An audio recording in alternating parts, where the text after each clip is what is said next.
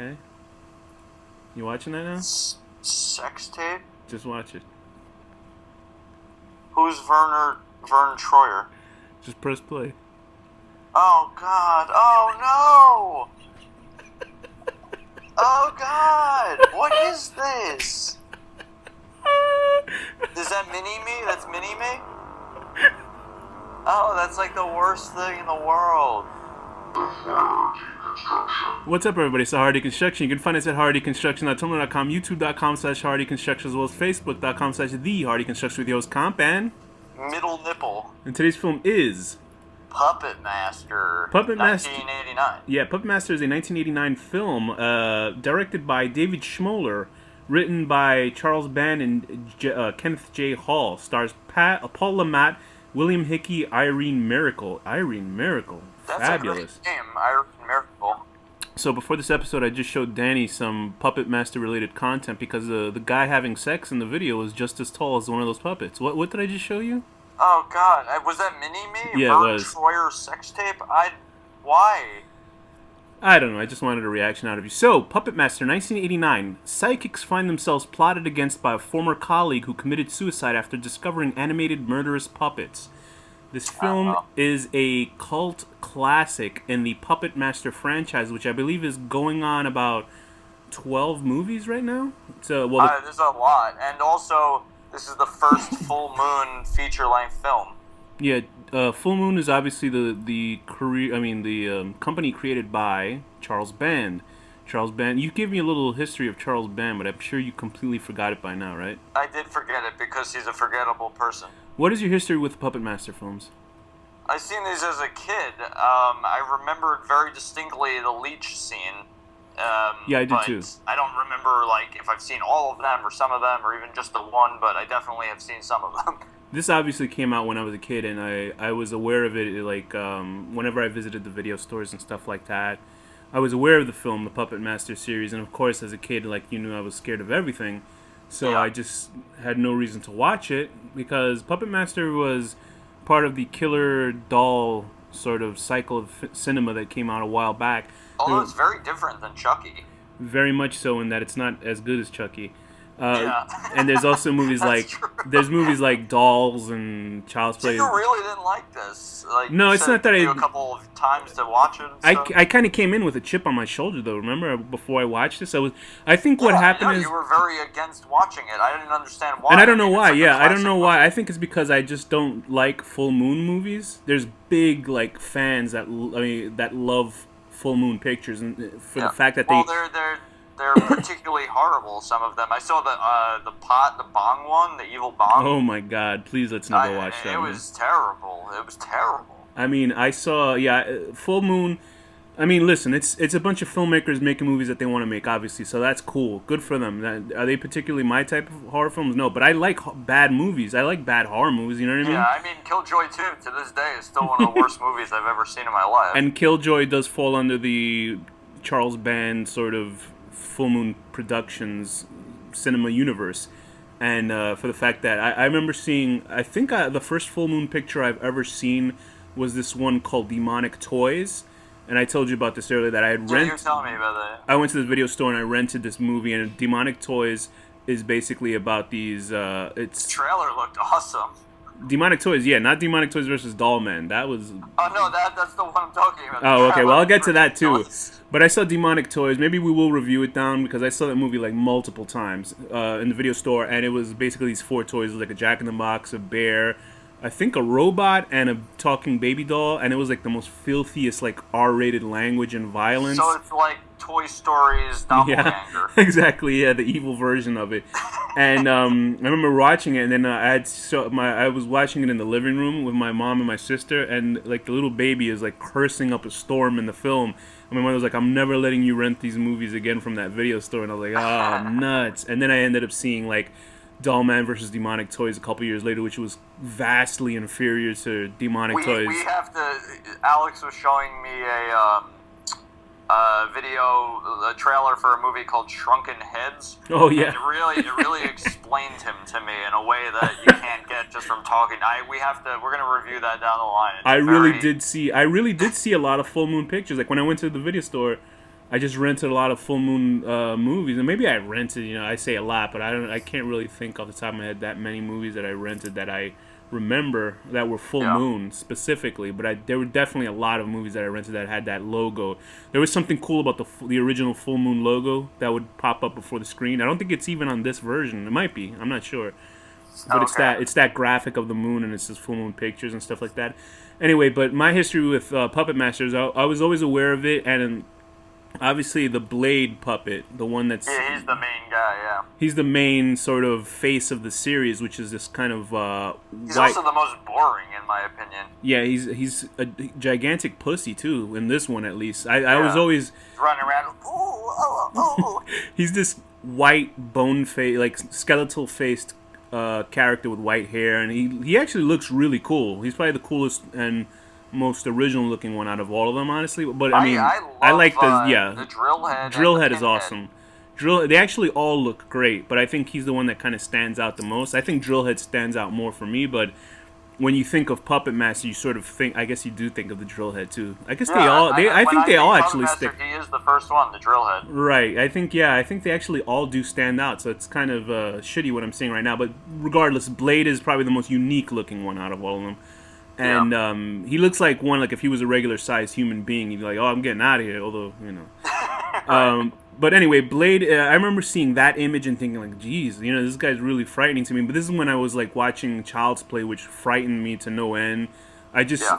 I always had a fear of inanimate like dolls and stuff I like used to that. be horrified of the Goosebumps ventriloquist series. There were like 3 of them. I guess they were just Oh, called, right, like, the dummy. in the Night or something. I forget exactly. For some reason, that was the only one that Night, didn't. Night of the Living Dummy. That was it. I don't think that ever bothered me, the Night of the Living Dummy, for Oh, some it used reason. to scare me. I used Yeah, to really? have a Pee Wee Herman that you pulled a string on the back and it would talk, and I would fucking throw it and then like put shit over it and lock it in a room because I was like so scared of it. The only thing that doll wouldn't like attack you, it would just be masturbating and looking at Yeah, right. and it would collect photography of naked children, like Paul Rubens got in Did trouble he really for. do that? Yeah, but I think there was like artistic photos. Although I have Oh, no come on. idea why you would want to, photos of naked kids. Like I That's don't like think. the guy from The Who said he was doing research.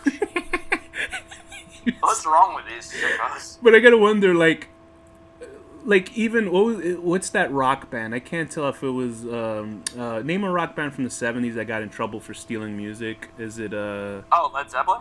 Yeah, like Led Zeppelin? Wasn't there one of their cover of their They got albums? in trouble recently for I forget what song, but there was this. I Oh, forget yeah, the name 'cause of the they- band also, but there was a band that's saying that they stole a riff, and I listened to it, and it kind of like sounds a little bit like it. But the thing is, bands back in those days, like folk music and all this shit, like they'd all steal from each other. Oh yeah, I mean it was a total like they were all just screwing. But getting back to that point, I think I'm pretty sure it was Led Zeppelin, where it had a cover of like these little naked children in the I think fields. it was like Stairway to Yeah, Heaven, it was actually. it was like, really iconic one. it was one of their albums that's really I think it's House of the Holy or something like that. I'm not sure. I'm just looking up in Google right now. Don't look it up because the FBI is gonna come after you. But it's like Right. having images of children. Like why the fuck would you need that? Like I can understanding art, but I think of the world as they judge you as a person. That they'll be like, why has he got kid stuff? And it's like on his wall. Yeah. Like why would Pee Wee Herman? We're going on a tangent. Anyway, so Blade the puppet is very iconic to the series. There's also Drillhead. There's also Pinhead, which is the big hand guy. the big-handed guy with the human hands. Obviously, apparently there was a little person who was underneath the puppet playing the hands, and they had trouble like walking around with the puppet on their head, so they had to like move the right way. And there's also Right. the leech woman. I remember. She's disturbing. She is. I like her effect is probably the most disturbing out of all of them. We'll get into the film itself, but just having reminiscing about the film itself. I remember like kids that would talk about it in junior high and stuff like that, or grade school, like that they had watched it, and they'd be like, yeah, there's this leech girl and she's sucking this guy's dick. Obviously she doesn't. She's just licking his chest, which to me, I'm sure the actor, like looking at it now, is probably embarrassing to do that scene because like. When I was watching that, I was like, "Oh Jesus!" Because I was thinking about the scene And they're in. not real leeches, probably. Either. No, obviously not. And I was thinking about the scene from Cool World. Did you ever see Cool World? With Brad Pitt. Yeah. Yeah, Brad Pitt, and I forgot the name of the. I think it was an English actor, Gabriel. I think it was Gabriel burn some But whatever. Like, doesn't he have sex with a cartoon? Yeah, right. Or He has a something? sex scene with the cartoon woman, and I was like, oh Jesus! Like he had to hump the air, and like they drew Hollywood on top of him. But anyway, so yeah, I remember just hearing a whole bunch of this stuff, and I did not want to watch this movie because I was so scared of it. And it took me forever, but I had seen pieces of it, and on Sci-Fi Channel or whatever throughout the years, and it was just like, I'm not really interested. I was like, is this just like killer dolls just attacking people? I had no idea what the movie was about. Yeah. Through It's a pretty cool movie. The story's cool. It seems like I the like the whole storyline. idea of Andre, whatever the Toulon. fuck his last name is, Toulon, and like he has that My tower issue- to do that and shit. My That's issue cool. is that the films kept continuing, obviously, but I guess the whole deal is with Toulon. I didn't know that Toulon was a good guy or bad guy. If you see this first movie, you think Toulon is a good guy. Apparently, he's a real bad guy. I don't think he's good or bad. He's just a magician. No, I think he comes back in the sequel as a bad guy. So he's like a bad guy in the Okay, the so I occurring guess I haven't sequels. seen the sequels because I don't remember him being a bad guy. All I remember what really stuck with me is from Puppet Master 2. Apparently, Toulon comes back as a mannequin. And if you Google Toulon mannequin, because he comes back as a bad guy, like they Right. resuscitate his soul into or they bring back his soul into this puppet, and it's got to be the creepiest looking makeup effect. Yeah, we should see that. I mean, it's really creepy looking. But it's I guess because I was reading a little bit about the dolls and stuff on the Wikipedia, and it was saying like one of them was like they're real people that were in dolls now. Right? Did you? Like, let me one of them see. was like some Jewish dude during like the Holocaust that was like killed and went into like Pinhead or something. It's like why are they like killing people if they're normal people, Let me look at and it's not really clear in this one anyway, but let me look at the wiki for Blade. Blade is the one in the trench coat, the black trench coat. Yeah, and also I guess if the guy's making, puppets that spit leeches out, maybe he can't be that good of a guy. Yeah, it says, it is revealed in Puppet Master 3 that Blade was created by Andre Toulon and designed after Gestapo Major Kraus. He has the soul of Dr. Hess, a German scientist and medical doctor who wanted to work with Toulon. He was used for evil under Puppet Masters Neil Gallagher, Andre Toulon, and Dr. McGrew, all three of whom he turned later against. So, I don't know. Maybe they go into it in the subsequent films. All I remember, like I told you yesterday... They must, because there's entire bios on each puppet, and they definitely don't explain that in here. Like I told you before, yesterday when we were talking about how I was watching sequels. I don't know. I think I might have seen Dollman versus Demonic Toys, which is a horrible movie. And they had a trailer. They had a trailer for Puppet Master 4 or something, or Puppet Master 4 or 5 or one of those. It was from hell, right? Yeah, and they were fighting the skeleton that was sort of like Lord Zed, like it was a Power Rangers. It was basically a demon sending monsters to fight the puppets. And I was like, oh, brother, like, what the hell is this? At that point, I would feel silly watching the movie. Then The thing it's is- literally just watching, like, a puppet show. Right, watching the trailer again, I was like, the monster actually looked really cool. This is what I'll give them, these early versions of Full Moon Pictures, is that the character designs are fucking great. Like, the art design of the creatures and stuff and the monsters and everything is fantastic. Like, It's good, and the actors in this movie are all pretty good, and... yeah, the music is great. Yeah, the Like, acting is great I in think this. It's a good movie. I wouldn't go that far, but even the animation of the puppets itself is like Leica. You ever Leica, like that does Coraline or James and the Giant Peach, which I never saw. Oh, okay, yeah. It's like that level of animation, even though it's only for like 3 seconds a scene. There's probably only like 4 or 5 sequences where it's And it's all creepy. It all has like this creepy feeling to it, like when they move and stuff. Yeah, it's like if very it's unsettling. it's stop motion animation, but it's done incredibly well for a cheap movie like this. But it doesn't look like it's a cheap movie. It looks like it's a pretty good film. It was supposed to go into theaters, but it went direct to videos because Charles Band figured he'd make more money that way. And he was right, I guess. Yeah. Yeah. So how does this film begin? You can actually, anybody who wants to watch this film, you can go to Hulu.com and they have it for free. Apparently they have this one. There's a lot of ads though. It's kind of annoying. Yeah, they have this one. Trust me, I was running out the room whenever the ad would come up. They have this one in the second one. I'm not sure if they have all of them, but it shows a good sign that they don't put this on the premium version of Hulu. They just put it straight up for free. Well, they're trying to entice you to see the other 50 of them. People probably threw their computers out the They pull you in window. with the first 2, and Oh, now you it get sure to see did. 3 through 90.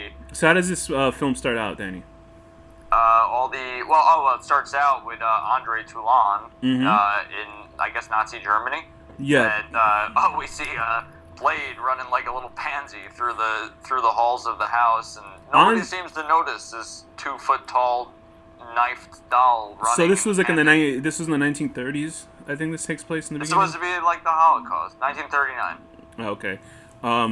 You think Steven Spielberg watched this for a reference when he did When it, Schindler's List? I was about to say Shawshank Redemption. Shawshank List and Schindler's Redemption. Yes. But yeah, he's played by William Hickey, the original Andrew Toulon.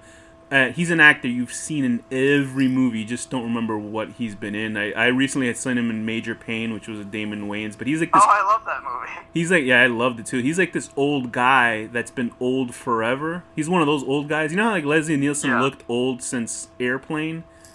Yeah. Like this guy. Well, it's just the white hair. Yeah, this guy was like, he was born in 1927. So let's see, 30, I just 40, got 50, about Leslie 60, Nielsen. 70, All right. 80.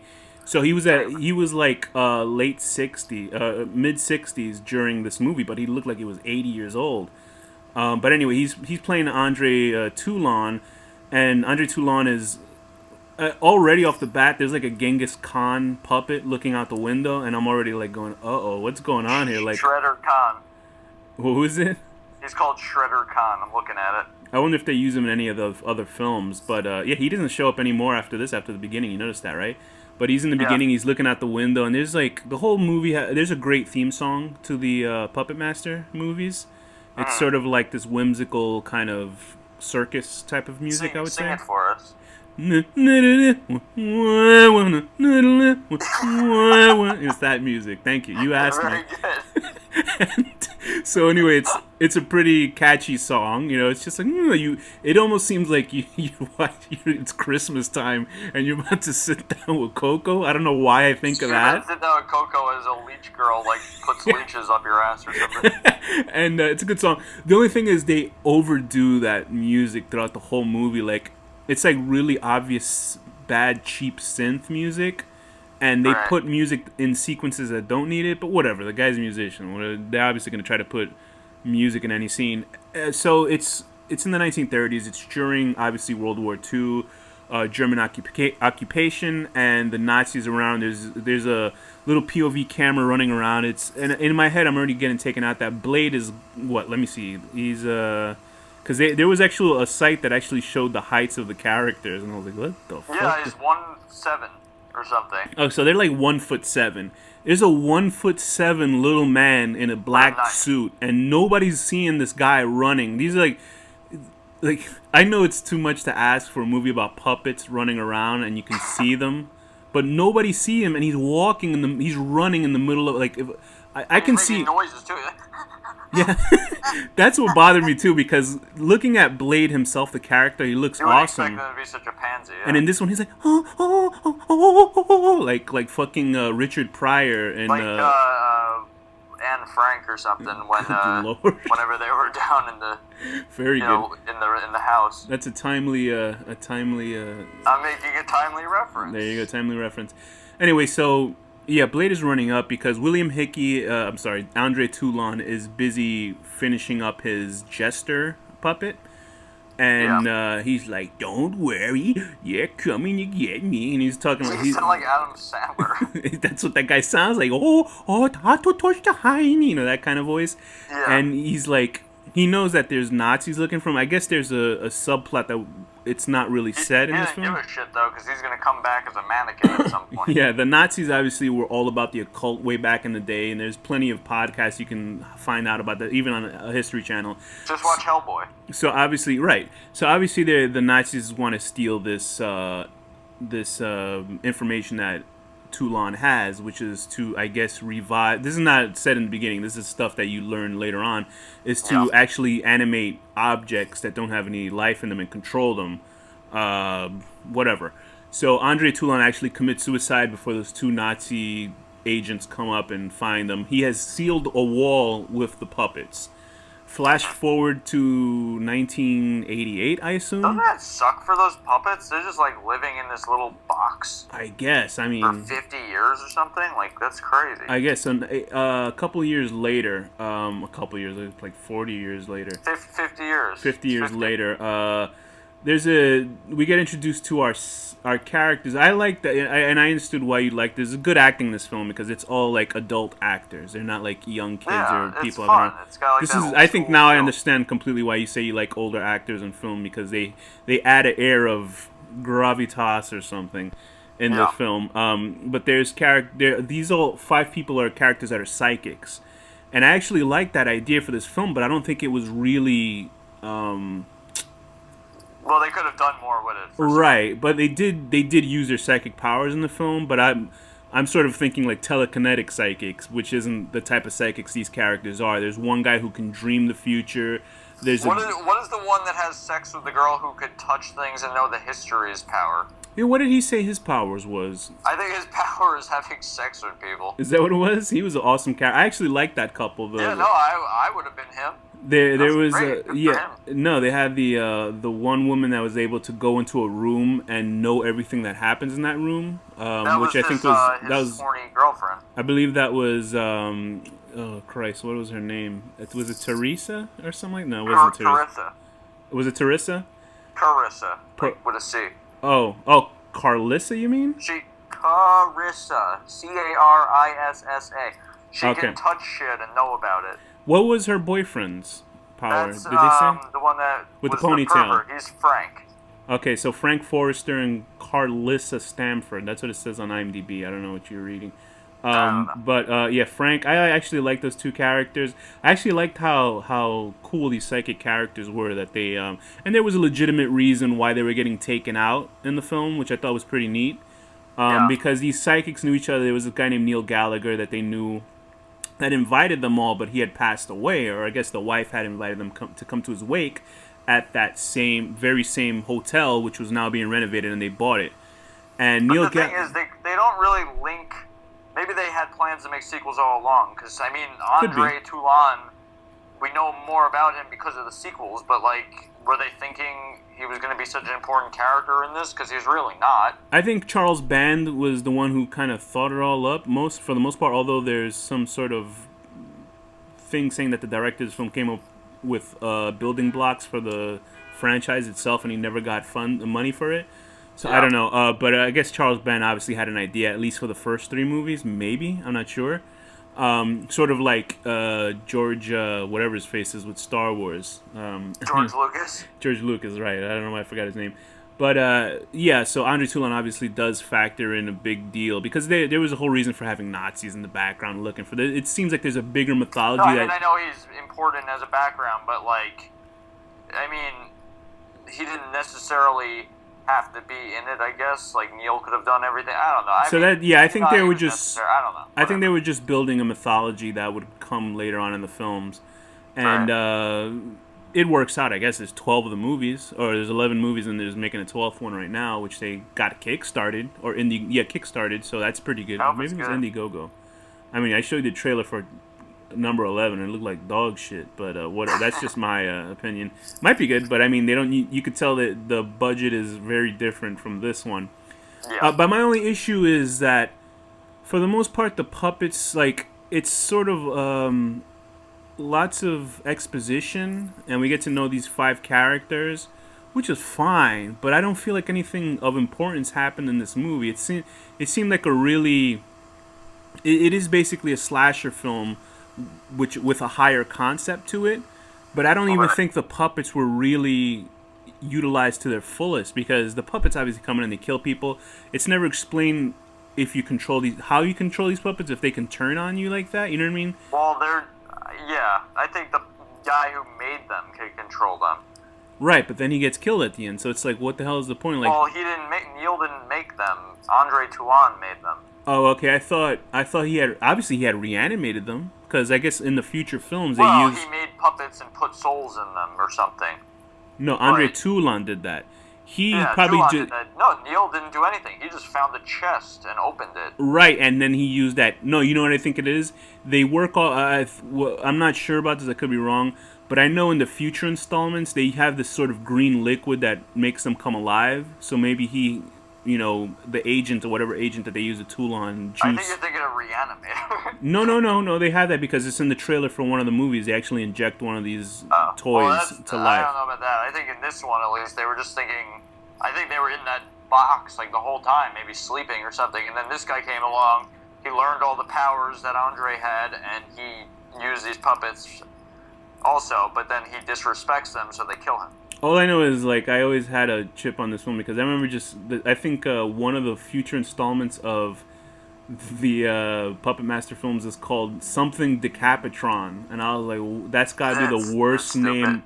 I was like, that's the worst name I've ever heard for a movie. Like, it's funny because I love the name Decapitron because it's so over the top, but then I'm like, this is horrible. Like, what the fuck kind of name is you know it's gonna be terrible. Decapitron? That sounds like a metal band or something. Anyway, so King Ritter asked us why Puppet Master scared the shit out of us as kids, and I think we answered that already. I think that's, it's obviously being afraid of dolls and shit like that. It just doesn't make any sense. I have a question, too. There was, like, this maid or something that was living on the premises with them. Like, she gets... at the very beginning, and then they never explain it again? She gets bashed over the head by a fire poker by, what's-his-face, the big hands guy, Pinhead, right? Pinhead. They didn't really need to kill her. He just kills her, right? Then she comes back. It was just food. She comes back, but then what happens to her? Does she get killed again? Because it seems like... I don't know. I didn't understand. I think they wrote something and then deleted it and just kept her in for some reason. Because there is a dream sequence that Alex is the main guy. Like, the main guy, Alex, has this coif of hair. He looks like sort of Peter Cetera. Like, he's going to sing the theme song for the Karate Kid Part 2 or some shit like that. And he's just like got this magical mane of lion hair, and he's like, oh. Yeah, he does have lion hair. I really love the Southern woman because she reminded me of like Dana. Yeah, Dana was she's cool. Dana was great. She's the one that's like a regular psych. I wish she had survived because she was like I would be friends with her. Yeah, she's cool. She was prettier than the other one that was like ass naked. But she was like this sort of Blanche Devereaux from the Golden Girls, like that kind of Southern Southern belle. I don't know why. There's like the two most opposite things in the world. But she was great. She's like this. And she also uses her abilities the most of everyone. Yeah, she's like a psychic fairground. She's a psychic at a fairground, like at a one of those traveling circuses, and she's obviously bullshitting people. But she does get I think there's parts where she can't control her psychic powers. Because you can see it in the part when she gets the psychic flash and it looks like she's having an orgasm in front of that couple. I love the acting of the guy who was there. It was just like, I don't know why it stuck with me, but the guy's like, he's not even answering. He's just going, nodding his head in the scene. It's so stupid. But anyway, I don't understand. Neil Gallagher's this guy who kills himself. He's actually a really good actor. He's a very good... He's creepy. Yeah, he's a really good scene-chewing asshole in the film. He's like...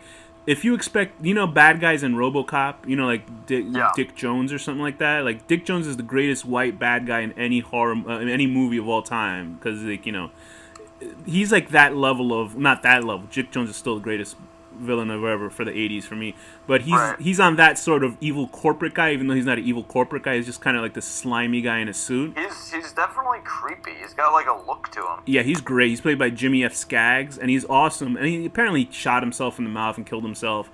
And his wife doesn't seem too broken up about it, Megan Gallagher. She doesn't seem... Because they don't even, they've been married like a year. And 2 years, I think it was, locked in a room half the year. Yeah, apparently 2 years. The first year, apparently he was using her to buy this location, so that's what it is. And then there's, hints of Alex and Megan, I guess, already trying to find attract someone like that. What, a wife that just lost her husband and doesn't care about it?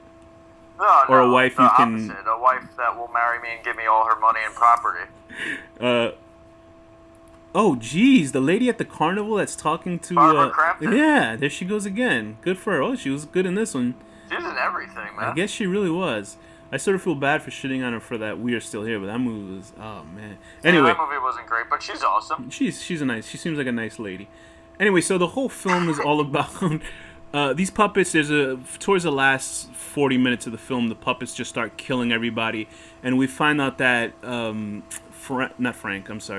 Neil's whole deal is that these psychics knew him when he was working with them, and he was always looking for Andre Toulon's... I guess he doesn't want any loose ends or something. Right, he didn't want any loose ends, which I thought was a legitimately good reason to... I mean, it's sort of a stretch, but I think it's a legitimately good reason to off people if you're a bad guy, because you figured they'd tune into your mind or something. I wouldn't necessarily think a person who's in a room would fucking find you. Maybe the guy who But can he dream. didn't have to kill himself in order to. He could have waited until he was Right, going to but- die and then done it. And what's not explained is how did he come back to life? I mean, how did he plan it out to?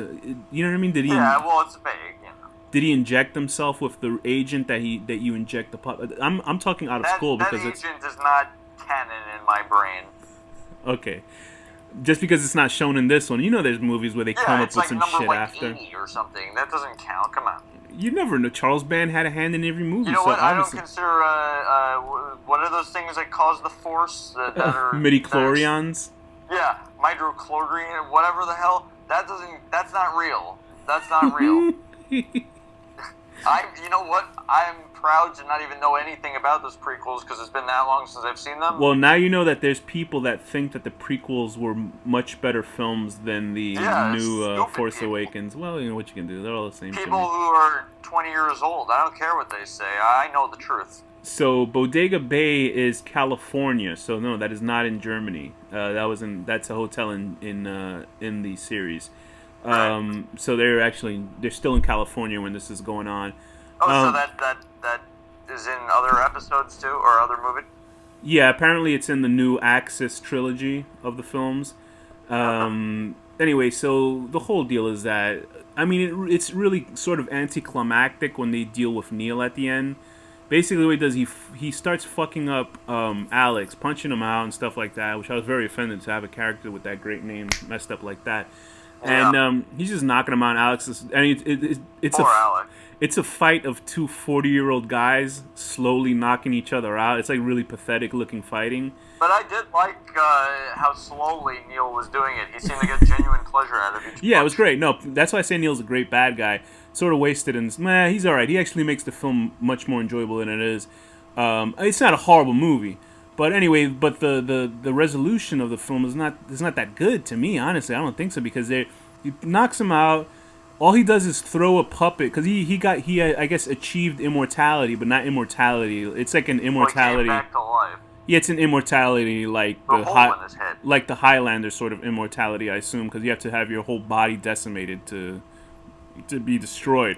And I guess he was fucking around with the puppets, and then he just throws the Jester doll, and that angers the rest of the puppets. Like, they've been killing for him willy-nilly throughout the movie, but he throws the Jester how did he puppet. convince like a nice Jewish person who used to smuggle shit for people? Which to character kill? is that? The Pinhead one? That used to be a... That's the Pinhead one, I believe. Was now. he Jewish? I thought he was just helping Jews. No, I was reading his bio. Oh, okay. Well, there you go. Explain this fucking movie. But apparently they get mad at him. They catch him in an elevator and they decide to slaughter him. So, and apparently the reason why he got green blood in the film, which I think they might have retconned into that agent that I'm telling you about. You know, that fluid that keeps I'm sorry, him alive. Pinhead was a truck driver. Go on. Okay, there you go. So why he has green blood is that they put that instead of making it blood, like regular red blood, so they couldn't avoid an X rating apparently. So, you know, maybe that's why they came up with the whole agent, you know, that fluid that they put inside the... X rating. That's what in the 80s it would have got an X rating, not NC-17. NC-17 was more like in the 90s, I think. Okay. But yeah, what were good parts for you with this film? I honestly, I think the whole movie is good. Okay. I really liked it. It's fun and it has like a cuddly feeling. Like it's got like that nostalgic like 80s movie feeling, you know? There's an The obvious... music is nice, the acting's good. It's obviously there's a strength to this film. The character designs of the puppets are fantastic. I think they only get better, although I did see the new one and they look like real cheap. Like they have a German Nazi woman puppet and like her design is really bad and I'm like, what She the hell? poops leeches out of her vagina. Because the leech, at least even the leech woman looks pretty. You know what I mean? For a toy, she looks pretty until, you know, her mouth opens and the leech flies out of it. Right. But the designs are all great. The stop motion is fantastic. I like the concept of it. I don't think they completely got it going. Maybe in the sequels they got it.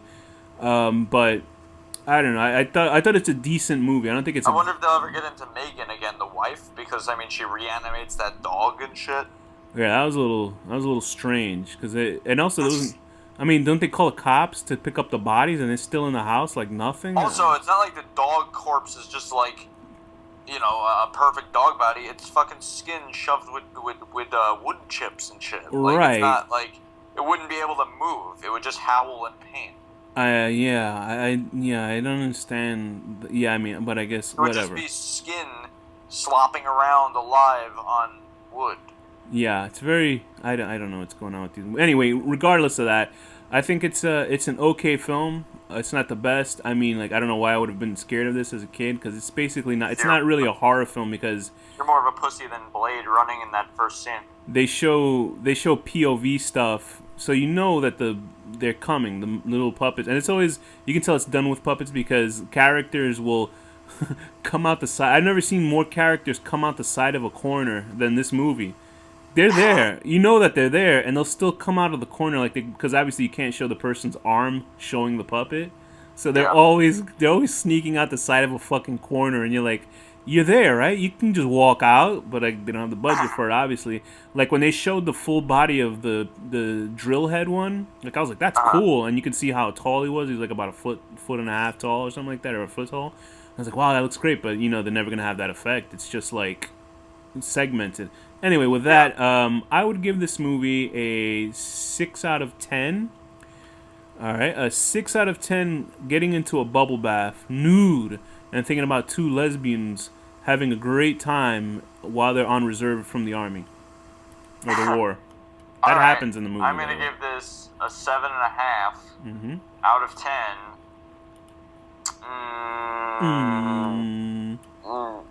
Moaning happily and not realizing that those are leeches sucking on your nipples and not your dead girlfriend. So with that, Danny, what's the final word?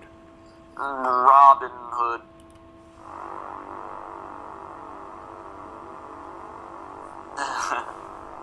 Mythology construction.